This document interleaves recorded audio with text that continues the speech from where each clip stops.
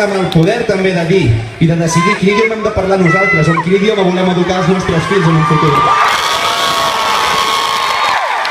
Els volem dir que nosaltres sempre, des dels concerts, els anirem tocant una mica els collons. I els volem dir que tenim l'arma més poderosa al nostre costat, que és la força dels somnis i les ganes de seguir lluitant. Seguirem lluitant.